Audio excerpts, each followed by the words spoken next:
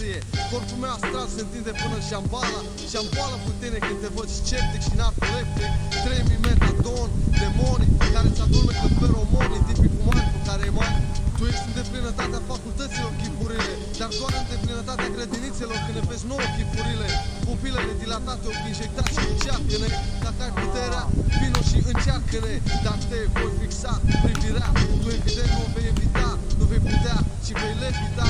Ești invitat cu meu să mă compar cu mesmer. Încep deja să știi ceva. Tu ai să crești că vei avea adevărat interes. Primești aceste vești și încep încet să vezi. Când mă primește mintea ta, eu primesc. Când te privesc, să știi că te privesc de libertatea gândurilor. Mă dezvolt în tine ca un embrion in vitro, dar în final totul vei avea liber arbitru.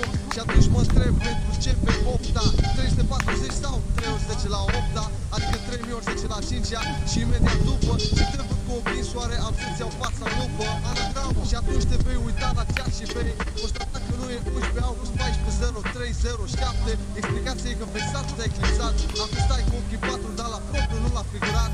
Vrei să afli la câți centimetri ești de mine? În parte cu 946 ori 10 la 13 se transformă în lumină.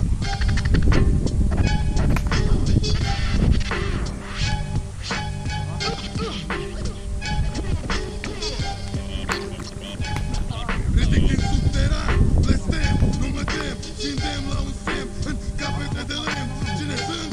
Extra mega giga hiper ultra super omul care spune adevărul să te super. Despopitul, privește-mă pe ștrase, strângi în smochină doar iluzii că un oase când mă vezi. Nu mai pot să râzi pe gură și asta pe măsură ce eu te umplu de ură. La cotitură